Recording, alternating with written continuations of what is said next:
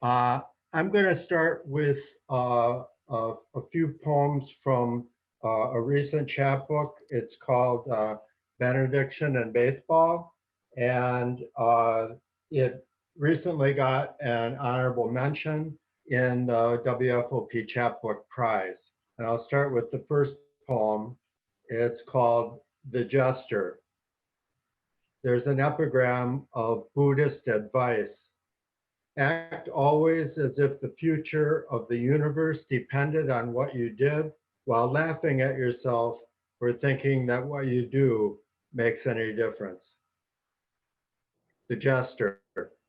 My inner poet is a jester, a little wooden statue with a smiling Buddha face, hands on his knees, bent over, laughing.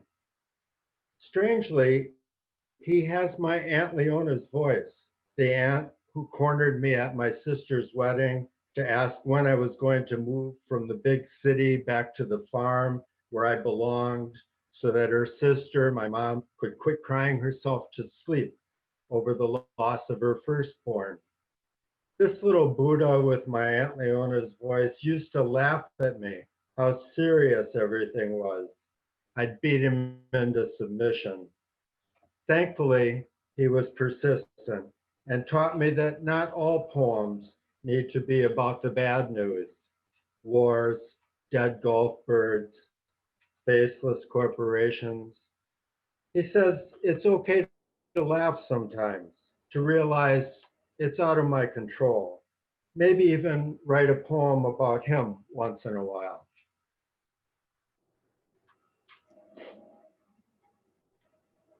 I grew up, as some of you know, in a rural area of southeastern Michigan in Monroe County.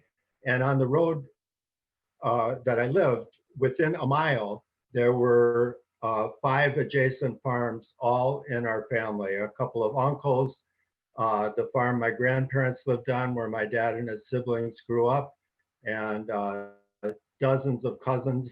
So it was kind of an idyllic childhood, a childhood I wish every kid could have. And this next poem is about one of my early memories of being there. As we know, memory is fickle, but this is the first one that's fairly solid. There are a couple ethereal memories earlier than this that bounce around my head every once in a while, but this one is pretty solid. It got a nice mention from the judge of the chapbook contest. It's called German Style Lunch Break. On the farms there, since we were all related, some of the implements were shared and some of the work was shared. So this is German style lunch break. Uncle Fritz is on his Ford tractor mowing hay in a field near our house. It's hot and dry and noon. I'm about 4.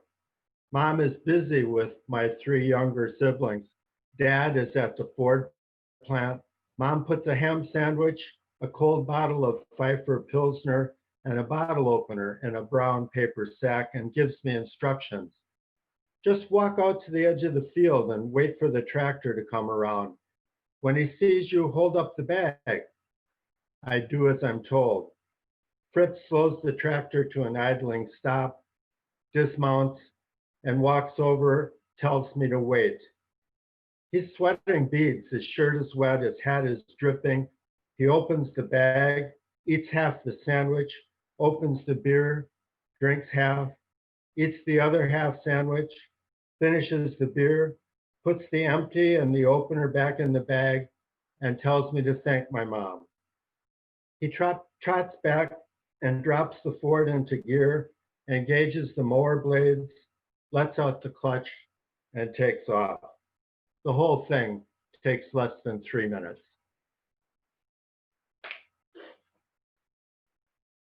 And this next one is also an early memory. It's from a couple of years after that, and it's about um, this coin. I don't know if you can see it, and about my grandfather. It's called Saved. In my pocket, a 1923 piece silver dollar with the head of Lady Liberty facing left. A gift from my grandfather on my first communion day, 1955, now embedded in a money clip.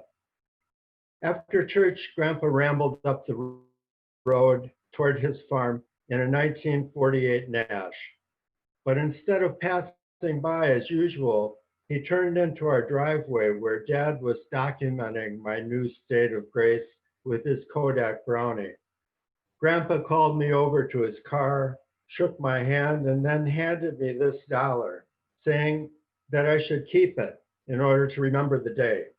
Now, in my pocket, I hold a Sunday in May, 1955, my grandfather, his black 1948 Nash Rambler, his rough handshake, his tweed woolen cap. And I will read the last poem in this book, which is a list poem of my remembrances of home. And it was inspired by a poem by a friend of mine, a Wisconsin poet who died last year, who many of you knew, Richard Grove. This is called Remembrance. 40 acres bordered by ditches and woods, a dirt lane meets a blacktop road, a yard of clump birch, daffodils, forsythia, pussy willow, a rose trellis. In the front room, a sepia wedding portrait, blessed Palm Sunday fronds behind the frame, bittersweet and wheat stalk in a hull vase on the piano, a cedar-lined closet, woolen coats, a feathered fedora. In the kitchen, birchwood cabinets, a porcelain sink with drain board, a percolator on the stove, Arthur Godfrey on the radio. In the bedroom, Mom's knackered brush and comb, Dad's tortoiseshell shoehorn, a statue of the Infant of Prague, a picture of Our Lady of Perpetual Help, a rosary on each nightstand, and the faint echo of prayers. So that's the chapbook. If you want one, you can email me at that goofy address that Sarah gave you. I'm working on a manuscript of headline poems. I write a lot of poems. I get prompted by news headlines, and I'm going to read a few from that manuscript. Because they're news headlines, the manuscript is like sorted into headings like a newspaper would be. And this first one is from the section called National News. The headline is from The Guardian, May 14th, 2018. 8 out of every 10 women have felt unable to cope in the past year. Coping strategies. So I'm wondering, who are the other 2? What's their secret?